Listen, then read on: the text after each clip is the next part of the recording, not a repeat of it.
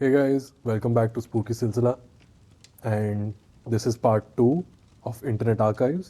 हमने पिछली बार डिस्कस करी थी दो stories from all over the world, the different forums online, whether they are हमारी folk tales, whether they are real life encounters, जो भी लोगों ने अपनी अलग अलग Reddit and Instagram and YouTube and कितनी अलग जगहों पे हमने कितनी कहानियाँ सुनी, उनमें से हम अपनी चॉइसेस और अपनी जो भी हमको इंटरेस्टिंग लगेंगी फॉर द डे हम वो आपके लिए लेके आएंगे। और आज हम कंटिन्यू कर रहे हैं हमारी बाकी स्टोरीज के साथ।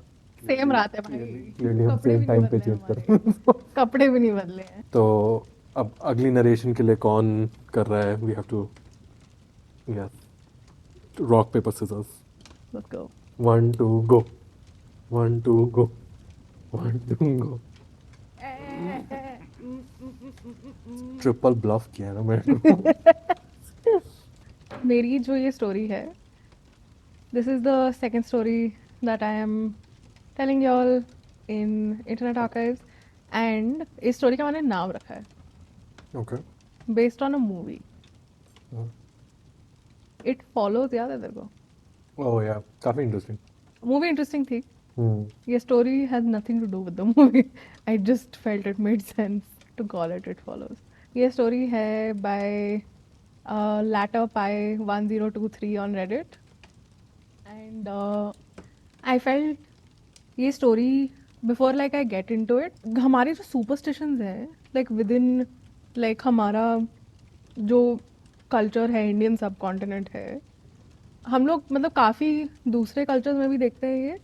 पर फिर हमारे उसमें, जैसे हमारी मम्मियाँ, दादियाँ, नानियाँ हमें बोलती थी कि परफ्यूम मत लगाओ, या अगर कोई कब्रिस्तान के पास से जा रहे हो या फिर मतलब सुनसान जगह से निकल रहे हो तो मतलब परफ्यूम नहीं होना चाहिए तुम पे। हॉस्पिटल्स भी, उधर भी खुले बाल। Exactly, that's actually one of the themes in the story आज। तो आई फील जैसे जैसे हम और मॉडर्नाइज हुए हैं, हमने पुराने जो भी सुपरस्टिशंस हैं काफ़ी हद तक मतलब लोगों ने बहुत सीरियसली लेना छोड़ दिया है। They've been relegated to being superstitions than just instructions for day to correct. आज की जो स्टोरी है, again I don't no narrator का क्या नाम है, बट चलो कोई नाम रख देते हैं। आई थिंक यूजर नेम क्या था? Letter pi 1023। एंड ये जो स्टोरी है वो कश्मीर और यूके के बीच की स्टोरी है। ओके।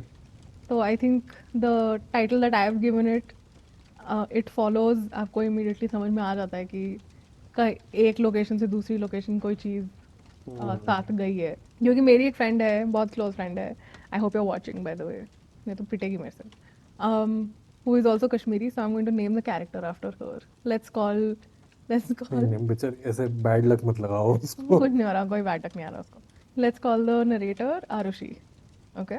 ये बेसिकली ऐसी फैमिली की कहानी है जिन्होंने आई फील वार्निंग्स या इन सुपरस्टिशंस को या इन फैमिली इंस्ट्रक्शंस को इग्नोर किया है, and basically ended up attracting something that followed them all the way from Kashmir to the UK, It latched on to the family. बेसिकली। Hmm. ठीक है। सो इनकी फैमिली में आरुषि बेसिकली लिखती है कि um, कश्मीर में जो रिलेटिव्स रहते थे वो इतने खुले मैदानों के बीच रहते थे कि उधर मतलब लैंड ही लैंड था, और खामोशी, मतलब काफ़ी सुनसान जगह आप रह रहे हो। तो वहाँ अजीब घटनाएं बहुत कॉमन प्लेस थी। एंड मतलब लोग अगर एक दूसरे से बात करते थे तो ऐसे सुपर इवेंट्स डिस्कशन में आ ही जाते थे, क्योंकि मतलब आई वोंट से कि बहुत ही एक्टिव एरिया था, बट फिर एटलीस्ट लाइक ऐसा ऐसा एरिया था जहाँ पे मतलब आई फील कि नेचर एंड सिटी लाइफ इतनी नहीं थी। ऐसी चीज़ें आई फील उन एरियाज में और उभर के आती हैं। By saying nature I mean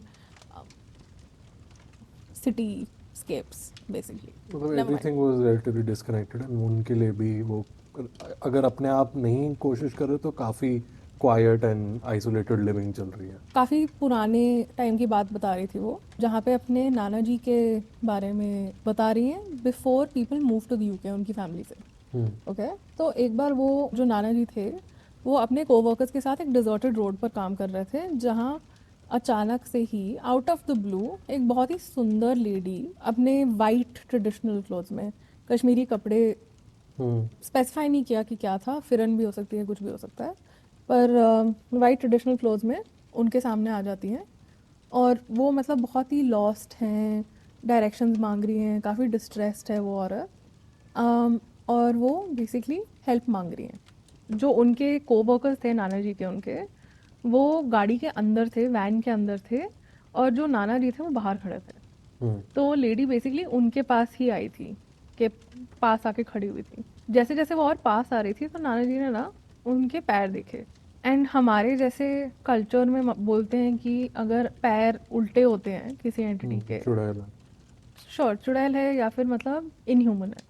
तो जैसे ही उन्होंने वो नीचे देखा एंड उन्होंने नोटिस किया कि पैर कंप्लीटली बैकवर्ड्स थे, नाना जी इमीडिएटली वैन की तरफ भागे एंड सब लोग वैन चला के निकल गए वहाँ से। ठीक है। तो इनिशियली इनके डर के बारे में और ये स्टोरी सुनने के टाइम पे आरुषि हंसती थी इस स्टोरी पे, क्योंकि उसे लगता था कि भाई मतलब ये कोई डिसेबल्ड इंसान हुआ हो सकता है। हम मतलब ऐसे क्या किसी को देख के अबैंडन आप करके। भाग गए, हम्म। राइट? क्योंकि वो बेसिकली बोल रही थी एंड लॉजिकल पॉइंट पे आ रही थी कि ऐसा भी हो सकता है कि लोग अपने सुपरस्टिशंस को ज़्यादा मान रहे हों rather than considering the possibility कि भाई ये डिसेबिलिटी भी हो सकती थी एंड व्हाटएवर। मतलब अगर किसी का कुछ डिफरेंट है तो उसने वो इंसिडेंट एसेंशियली रैशनलाइज कर लिया। हाँ। तो फैमिली में ऐसे इंसिडेंट्स की बात हुई थी, पर हुई हुई थी हुई ऐसे इंसिडेंट की बात हो चुकी थी। थी। ठीक है। हुई हुई थी। ओह हो चुकी ये थी। यार, I had to nail it, please. Let's go few years in the future. ठीक है, अब नाना जी को हम पीछे छोड़ के हम आरुषि और उसकी मम्मी के जनरेशन के बारे में बात कर रहे कितना पीछे? हैं। नीचे तो नहीं, आई डोंट नो, मेंशन नहीं हुआ है। ओके। R.I.P. नाना जी, if you not around, sorry. इसलिए अपने दोस्त का नाम नहीं देना चाहिए। श्योर। तो जब आरुषि और उसकी मॉम कश्मीर गए थे विजिट के लिए, तो वहाँ पे काफ़ी हीट और ह्यूमिडिटी बहुत इंटेंस थी, गर्मियों का समय चल रहा था। तो टू फ्रेशन अप रात को आरुषि की मम्मी ना लेट शावर करती थी। वो शावर करके थोड़ा सा इत्र लगा के सोने चली जाती थी। अब मतलब आई डोंट नो क्या सेंस बनती है रात को इत्र लगाने की, but to each their own. चलो। तो उनके ना रिलेटिव्स उनको बहुत वार्न करते थे कि रात को इतर लगाना बंद करो। एंटिटीज आती हैं, एंटिटीज अट्रैक्ट होती हैं, स्पिरिट्स अट्रैक्ट होती हैं। The way that Arushi wrote it was कि हम लोग यूके से थे तो हम ज़्यादा मानते नहीं थे, पर फिर आई फील लाइक ये चीज़ें हम लोग अपने साथ कैरी करते हैं। उन्होंने मतलब बहुत एक्टिवली इन चीज़ों को इग्नोर किया। तो एक रात को उसकी मम्मी बाहर बैल्कनी पे बैठे बैठे सो गई।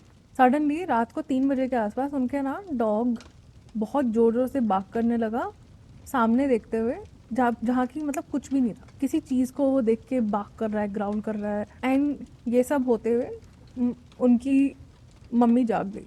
वो इतना डर गई थी अपने डॉग को देख के कि वो मतलब लिटरली किसी चीज को देख के कर रहा है, तो वो अंदर भाग गई घर के। लेकिन उसके बाद एवरी नाइट 3 बजे बहुत वियर्ड चीजें होनी शुरू हो गई थी। आरुषि और उसकी मम्मी को दीवारों पर स्क्रैचिंग और बैंगिंग नॉइजेस सुनाई देने लगी।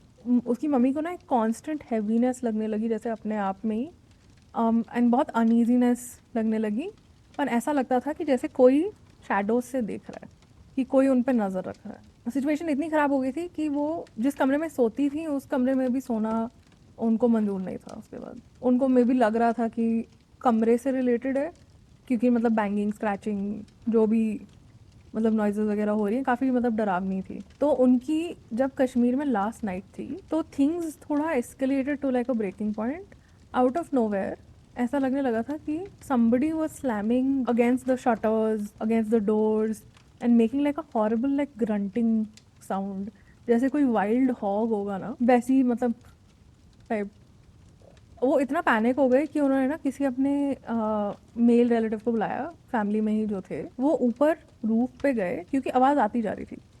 वो रूफ पे गए और वो ऊपर से नीचे देख रहे थे, जिस वॉल की तरफ आवाज़ आ रही थी एंड घर की बाउंड्री वाली जो वॉल थी। तो घर की जो वॉल है और बाउंड्री वॉल है उसके बीच में बहुत कम जगह थी, वो देखने गए थे कि कहीं कोई चीज़ इसमें अटक तो नहीं गई है, कि कोई हॉग वगैरह इसमें अटक तो नहीं गया है। ऊपर से वो बोलते हैं यहाँ पे कुछ भी नहीं है, आवाज़ आती जा रही है एंड लिटरली सामने चीज़ें बैंग हो रही हैं। सिर्फ उसी दीवार की साइड। हाँ, एंड वो लाउड ग्रंटिंग और स्लैमिंग मतलब राइट नेक्स्ट टू देम होती जा रही है। उस पॉइंट पे मतलब ऑब्वियसली पूरी फैमिली काफ़ी डर गई थी एंड रिलेटिव्स ने बेसिकली आरुषि की मम्मी को बोला कि आप पूजा करो, लेट नाइट शावर्स मत लो, इतर मत लगाओ रात को, ये सारे रूल्स वगैरह फॉलो करने शुरू कर दिए फिर। एंड सम हाउ ये चीज़ें रुक गई, no more noise, no more disturbance. मैं थॉट ये उनका लास्ट डे था। Correct. And then they returned to the UK and they forgot about the incident. जैसे ही वो उधर नॉर्मल लाइफ में सेटल होने शुरू हुए, उधर अजीब चीज़ें होनी शुरू हो गई। ठीक है, आरुषि की मम्मी फिर से 3 बजे उठना शुरू हो गई थी, समझ नहीं आ रहा था फॉर व्हाट रीज़न। एक रात लिविंग रूम में पूरी फैमिली बैठी हुई थी और गाना सुन रही थी, जब अचानक से वॉल्यूम एकदम मैक्स पे चला गया, खुद ही, कोई भी रिमोट के पास नहीं था, किसी ने कुछ नहीं किया था उसको, एंड सडनली हाई वॉल्यूम पे गाना ब्लास्ट हो रहा है। तो साइमल्टेनियसली क्या होने लगा, उसकी मम्मी को भयानक नाइटमेयर्स आने लगे। उन्हें लगता था कि जैसे कोई चीज़ ना उनको अपने घर में ही चेज कर रही है।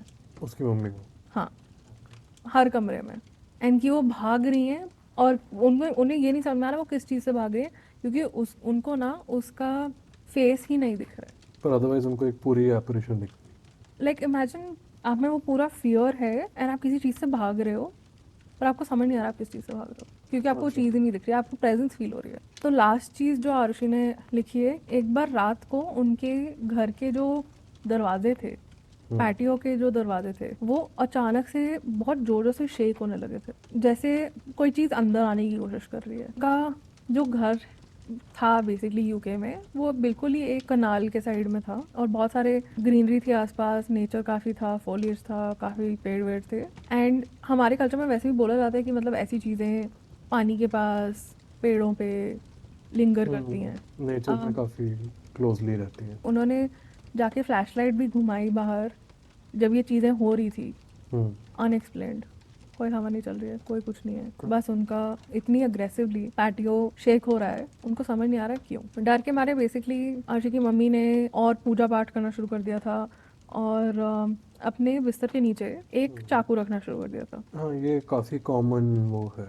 रेमेडी या बेसिकली। एंड इवेंचुअली लाइक और मतलब नुस्खे करने के बाद एक्टिविटी धीरे धीरे फेड अवे होने लगी। आरुषि बेसिकली बोलती है कि जो फैमिली है वो इतने नॉनशलांटली इस पूरे फेज को, इस पूरी हॉन्टिंग को अब ब्रश ऑफ करते हैं as like a weird phase, कि मतलब ऐसी कुछ हो रहा था, लाइक इट वॉजंट सुपरनैचुरल और it wasn't whatever. Nobody has any explanations for the grunting in Kashmir and the shaking and slamming of the doors वहाँ पे, और shaking and slamming of the doors in the UK। कैसे कितना डर मचा रहा था घर में इतने टाइम के लिए। जो ये बोल रही हैं इस कश्मीर की वादियों से डेफिनेटली कोई चीज़ इनके साथ अक्रॉस ओशंस, अक्रॉस कॉन्टिनेंट्स साथ आ गई थी। हाँ, इनके घर की शैडोज में उस चीज़ ने जैसे वेट किया है। Of course like I am very glad कि सब कुछ लाइक धीरे धीरे रुक गया। एंड चाकू वाली ट्रिक ऑनेस्टली काम करती है, क्योंकि हमारी भी मदर ने मेरे साथ किया हुआ है ये, जब एक घर में थोड़ी हॉन्टिंग वगैरह चल रही थी हमारे। आई डू फील कि ये हुआ हुआ है। आई मीन ये फैमिली एक चीज़ जो मेरे को ऑड तो क्या ही बोलूँ, but I think it's all about like how they feel about their relationship with the supernatural. But yeah essentially ये जो फैमिली है, they I think there is a part of them जो इस कहानी से मेरे को लगा did not want to give it too much credence to the fact कि ये मेरी कोई ऐसी एंटिटी है जो मेरे पीछे पड़ गई है या फिर वो है, एंड इनको दे wanted to deliberately not acknowledge कि there was something like this. That is why they felt the need to essentially say कि oh it was just something odd and हुआ क्योंकि there's a part of you that wants to deny the existence of these things for your own like well-being and safety. But in the end उनको वो नुस्खे और उनको वो ऐसे ही अपने टोटके और वही सब ही लास्ट में काम आए। आई मीन पिछले हफ्ते भी जो मैंने स्टोरी में बात करी थी, आई फील लाइक दोनों स्टोरीज में थोड़ा सा कॉमनैलिटी ये है कि आप अपने अगर एंसेस्टर्स की बातें सुनोगे तो like you're better off a little bit. मैं moral of the story types कुछ नहीं बोल रही हूँ, but like maybe we are too quick to discount things that we label as superstitions, which also does serve like community well-being in a lot of ways.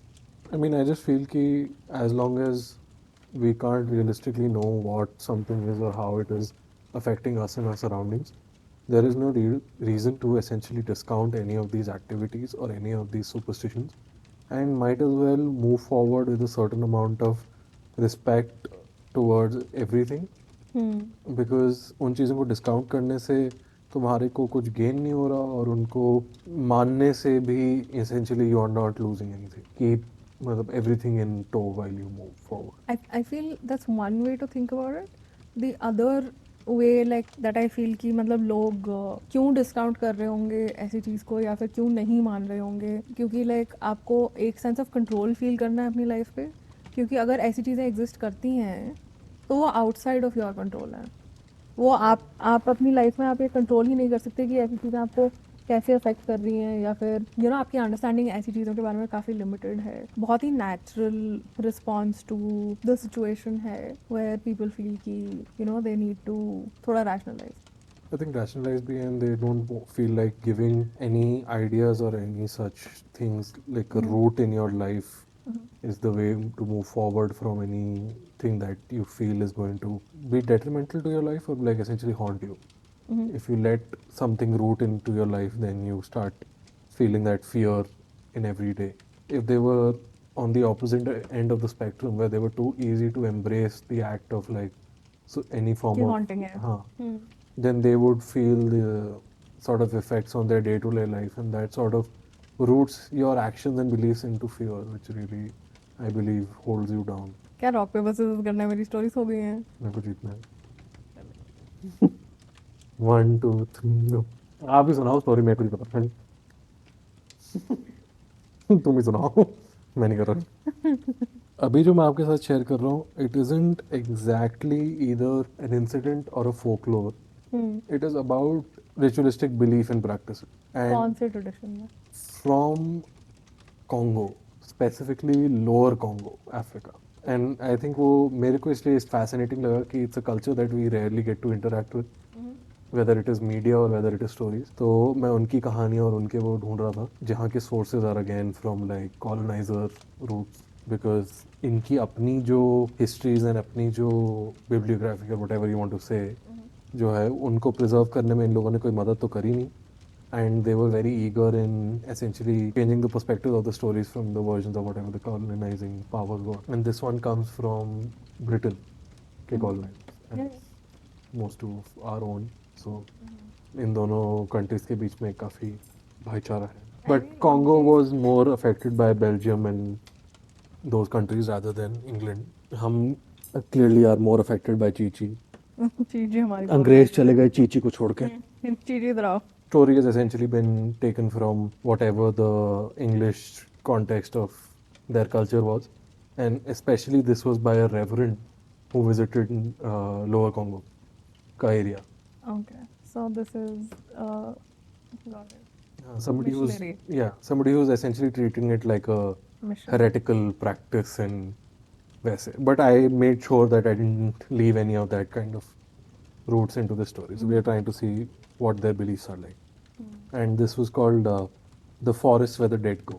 Lower Congo के लोग अपने dead को सुबह कभी भी बरी नहीं करते. मतलब they don't want to bury their deads during the morning और during the evening sun. And वो सिर्फ उनको सनसेट के टाइम पे बरियल के लिए लेके जाते. और ये लॉजिक क्या है? ये कोई मतलब ये कोई कोइंसिडेंस नहीं है.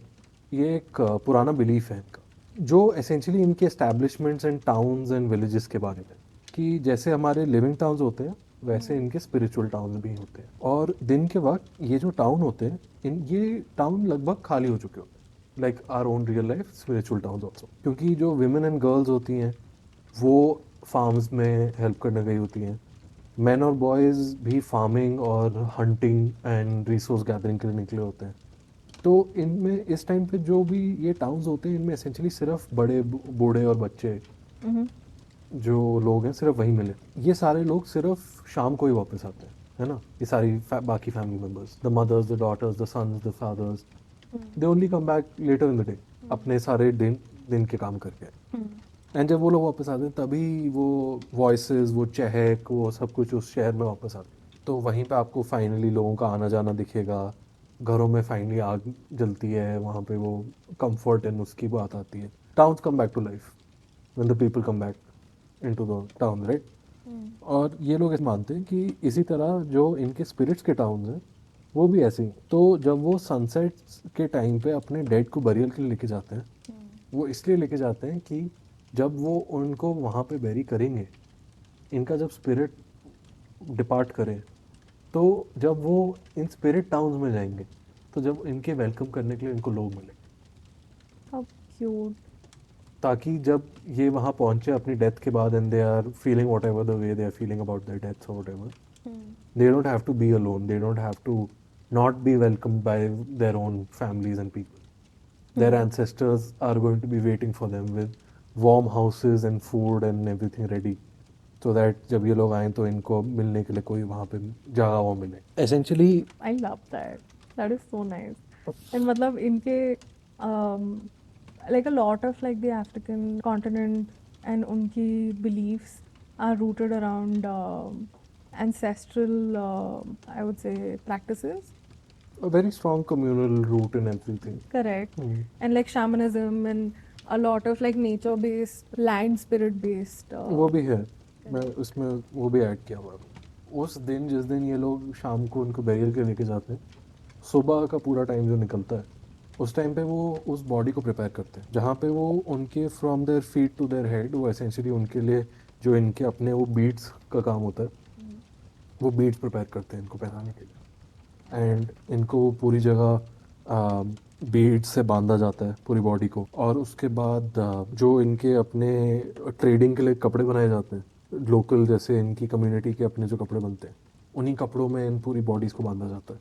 एंड ऐसा नहीं, थोड़ा बहुत जैसे हमारे में भी एक वो कपड़ा बांध देते हैं ना सफ़ेद, सिर्फ ऐसा नहीं, उनकी बॉडीज़ को बहुत हेवीली कपड़े दिए जाते हैं पूरा, मतलब they almost feel like the body is twice और thrice the size by the time they are done wrapping the bodies, because they feel कि ये सिर्फ एसेंशियली डेकोरेशन नहीं है, ये अलग अलग क्वालिटी एंड क्वांटिटी ऑफ कपड़े जो उन बॉडीज़ को दे रहे हैं वो उनके आफ्टर लाइफ में काम आएंगे। Similar to like Egyptian pharaohs and उनका burial. तो वही एसेंशियली ऑफरिंग है जो उनको लगता है कि इनके आफ्टर लाइफ में ज़रूरी है, इनकी जो सोल है उनको उस आफ्टर लाइफ में वो चीज़ें काम आएंगी। सनसेट के वक्त पे ये कॉप्स को एसेंशियली टाउन के बाहर की तरफ, जहाँ पे इनकी बाकी ह्यूमन लाइफ और सुनाई दे रही है, हो रही है, सिमिलरली वैसे ही उसी एंड की तरफ लेके जाते हैं। ये मानते हैं कि जहाँ पे इनकी ये लाइफ की science and elements finally fade away हो जाती हैं, like the outskirts of the cities and towns, is where आगे जाके comes the sort of like the eternal bush,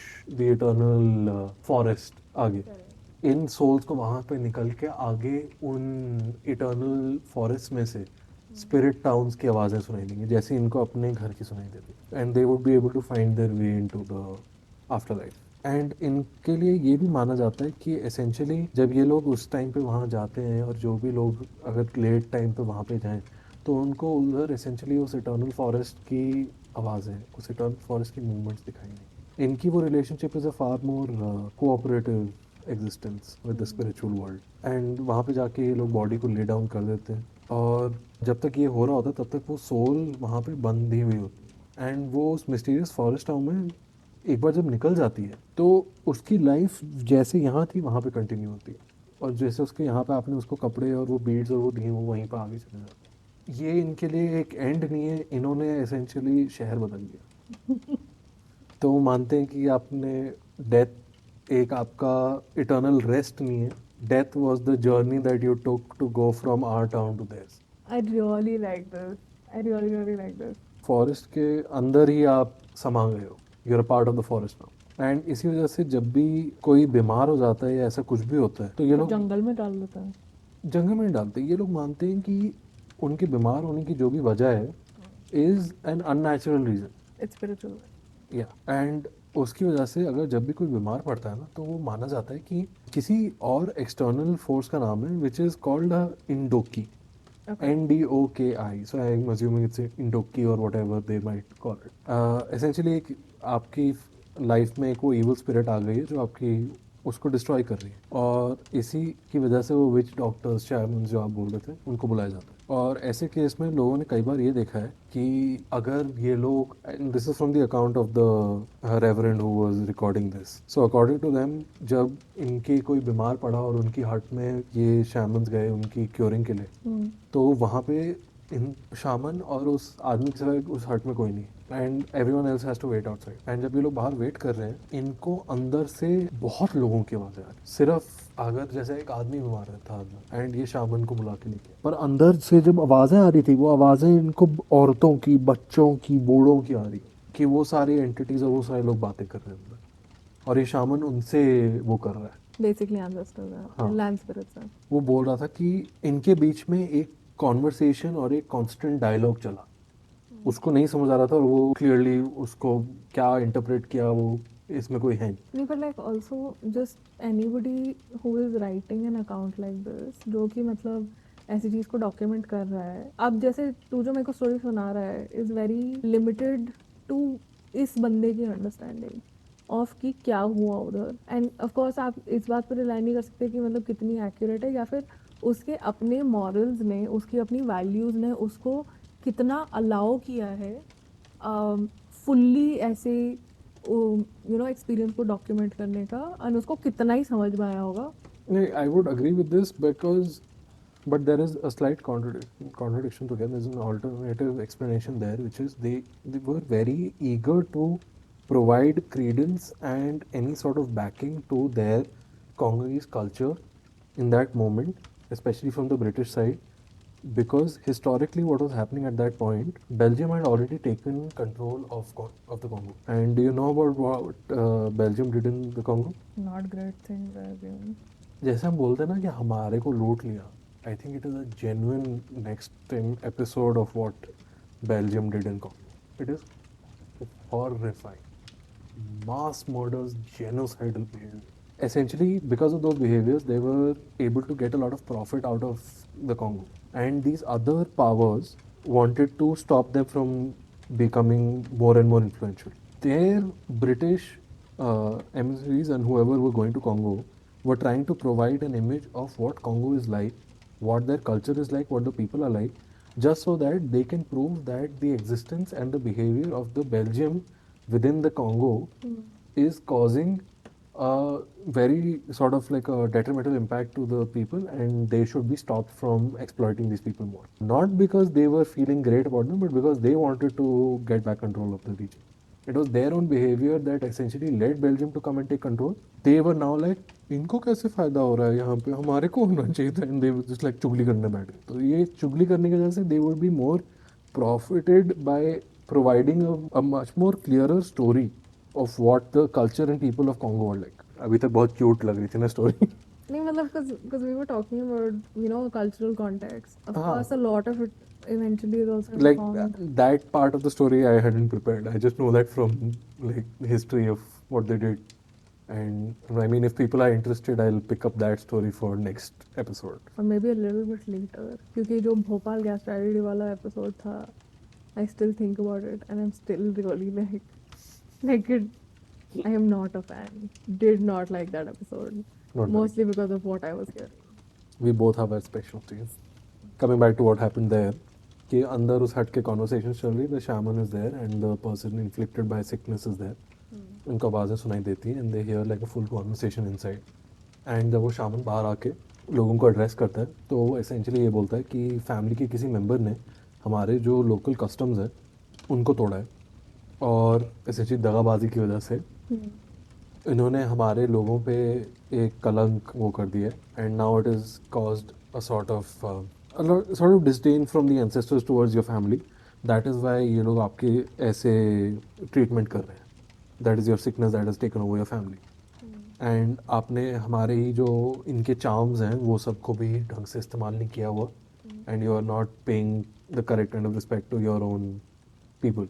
that is why you are falling sick now. और ये essentially ये एक sickness थी जो अब एक पनिशमेंट बन चुकी है तुम्हारी फैमिली के लिए, और इसी वजह से ये जो इवल स्पिरिट है Ndoki whatever this thing is, वो ये काम कर रहा है. अब of course people immediately assume कि this was because of the deviation from an older system. Even those tribes at that time were already trying to improve their lives and those things. They were sort of disconnecting from their older beliefs. इसके shaman के according जब what was happening in that moment is कि these spirits wanted to get these people to come back to the old ways of doing everything, which is spiritually paying more heed to your ancestors and still keeping all those charms and voodoos and whatever around your house, because those were what kept your family rooted in your traditions, and that is how you pay respects to your own ancestors. Correct. Right. तो उनकी essentially कहना यह था कि उसके अंदर की जो इवल स्पिरिट है वो उनकी अपनी माँ बाप की जो लाइफ है उस लाइफ फोर्स को खा रही है. ये सिर्फ एक क्रूअल्टी नहीं है उनकी तरफ से, ये एक सॉर्ट ऑफ सर्टन पनिशमेंट है कि अगलेस तुम अपनी ये बिहेवियर इम्प्रूव कर लोगे, this is the price you will have to pay for not following our beliefs and customs now. It's so fascinating how like the same thing can be explained from like different perspectives. क्योंकि like beginning of psychology के बारे में भी अगर आप सोचते हो तो initially लोग basically बोलते थे कि आपकी जो ailment है वो इसलिए हो रही है क्योंकि आपके दिमाग में basically कुछ trapped है, तो हम आपके skull में ना एक छेद कर देते हैं तो ना वो जो demon है वो निकल जाएगा. Psychology degree ये पढ़ना पड़ा था उनको. Wild times I mean, in but- psychological science. Essentially what was happening there was also that, right, कि लोग ये जानते थे कि अगर किसी की डेथ हुई है तो किसी तो वजह से हुई है, और अगर उनके बीमार होने के बाद वो एक बार ठीक हो गए तो विच डॉक्टर, ये जो भी शामन हैं वो बोलेंगे कि हमने कर दिया, Very nice. हम जीत गए. Very proud of you. और अगर वो मर गए तो बोलेंगे कि इनकी गलती है, इन्होंने फॉलो नहीं किया, इनके ऊपर जिसने भी टोटका वोटका नज़र उतारी जो भी हुआ उसकी वजह से ये मर गया एसेंशली. बट इसमें यही हुआ था कि अब रीज़न कोई भी हो, they follow the same custom. Beds and कपड़ों में बांध के they take them out, and जब ये उनको वहाँ पे लेके जाते हैं तो वहाँ पे औरतें जो होती हैं वो उनको कैरी करते हुए गाने गाते हुए लेके जाती हैं, और जो आदमी होते हैं like modern now they carry guns और व्हाटएवर, एंड उन गन्स को फायर करते हुए लेके जाते हैं ताकि एसेंशली सिर्फ अपना ग्रीफ जताने के लिए नहीं, बट ये भी कि आगे जो फॉरेस्ट स्पिरिट्स हैं उनको भी पता चल जाए कि हमारी तरफ से एक कोई आपके लिए आ रहा है. It's enough to make a grown man cry. And that's okay. और जब रात आती है तो डर का भी माहौल होता है, बट एक वो भी आपको पता होता है कि आप अकेले नहीं हो, आपके फॉरेस्ट में आपके लोग और आपके स्पिरिट ही हैं, और उन्हीं में वो मूव करते हैं. और But उसके like this funeral also reminds me of New Orleans का funeral, which is basically like a celebration almost. हाँ, I think you want to send forward your people with a kind of happiness in the general vibe, right? अभी just recently I had read that this is what this reminds me of. अभी recently I read a line which said, death is not the end of life, it's the beginning of eternity. The vibe है like is हाँ, I think it could also be that since we know how the slave trade is responsible for like those kind of cultural identity, like a lot of these beliefs might be rooted in these very own actions and उसमें, right? और इनके हिसाब से जैसे हमारी आप जो बात कर रहे थे कि हम ये मानते हैं कि हमको बाल को लेने रखने हैं या जैसे वो है, इनके भी वो होता है कि अगर आप जंगलों के पास से जा रहे हो या किसी में भी जा रहे हो, आप वहाँ पे ज़्यादा आड़ा टेढ़ा नहीं चलना चाहते. Keep to your road, correct. Don't wander, बहुत ज़्यादा मतलब है explain ना, करते हैं. Don't be loud, have a kind of like respect for where you are, क्योंकि उनकी ना आप उन स्पिरिट्स के लिए मजाक बनाना चाहते हो, और जैसे वहाँ पे उन्हीं फॉरेस्ट में जो एनिमल्स बर्ड वो सब है ना, आप उनका मजाक बनाना चाहते हो, क्योंकि ये भी मानते हैं कि उन एंटिटीज़ का भी तुम्हारे ही उन स्पिरिट्स के साथ एक रिलेशन है. वो उनके साथ वहाँ रहते हैं, वो उन्हीं के नेबर्स हैं, वो उन्हीं के सर्वेंट्स हैं, वो उन्हीं के वो हैं, तो you don't want to disrespect any element of their life. Correct. And ऐसी एक्यूजेशंस भी जल्दी फैलती हैं कि किसी के साथ अगर बुरा हो कुछ हो, कि उन्होंने वहाँ पे जाके कुछ गलत कर दिया, या फिर कोई अगर किसी के साथ आपने बुरा किया और उनके साथ बुरा हो जाता है तो उनके भी वहाँ पे विच हंट्स शुरू हो जाते हैं. तो ये भी एक काफ़ी कॉमन बिहेवियर जो उसने उस टाइम पे नोटिस किया था, लेट 1800s के टाइम पे. और इन्हीं वजह से इन्हीं कल्चर्स में भी एक समहाउ एक इतना peaceful way of looking at life and death can evolve into a sort of violent transaction, जहाँ पे लोगों को ये लगता है कि अगर हमारे लोग are capable of channeling these kind of spirits and channeling these kind of entities, Hmm. so they will essentially take violent actions against them, which is witch hunts and ऐसी चीज़ें। ये भी माना जाता है कि you do not want to get too close to these forests, leave them be. Don't hurt the forest, but don't partake in it too much either. I feel like वो हमारे इसमें भी आप सुनते हो लाइक है ही है कि अगर तुम अपना हाथ बढ़ाओगे तो आगे से भी एक हाथ आके पकड़ ले। जो भी लोग इन इलनेसेस और स्पिरिट्स की वजह से मर जाते हैं, essentially a death which is out of like your in your time of right, unnatural death या एसेंशियली उनकी वजह से जो आपके इन टाउन्स के बीच में वो गेट है वो खुली रह जाती। There was a time, there was a reason they were supposed to be there, and जैसे वो एक स्पिरिट आके आपको ज़बरदस्ती इस टाउन में इंटरफियरेंस करके लेके गए, तो उसकी वजह से एक गेट खुला रह गया इस टाउन में आने के लिए, और जहाँ से भी ये डेड वहाँ जा सकते हैं तो वहाँ से इधर भी आ सकते हैं। तो बंद कैसे करें भाई gate? That is what the shamans and these things are. So this is essentially their belief around death and ritual, and how these rituals and beliefs sort of let all these entities interact with the real life, and how they are rooted together in their own experience of living in that environment, in that community.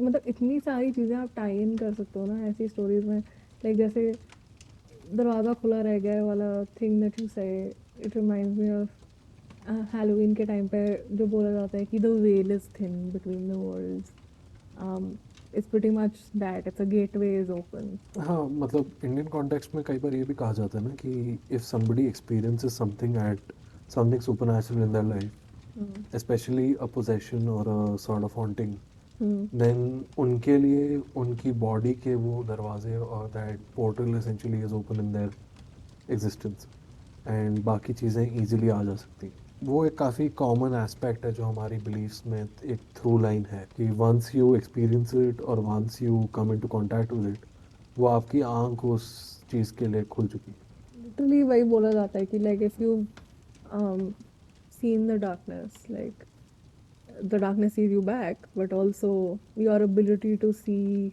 such things over and over again is like way enhanced. And So guys, this was episode 2 of Internet Archives. So I hope you guys enjoyed these. At least मेरे को अच्छा लगा कि we were able to learn about इतने अलग cultures के perspectives about spirituality and how they interpret possessions and actions, and hopefully अगली बार हम Internet Archives में ऐसी चीज़ें और explore करें। yeah, and agla episode, fingers crossed, is going to be really really fun. Also enjoy, so keep your eye out for that. And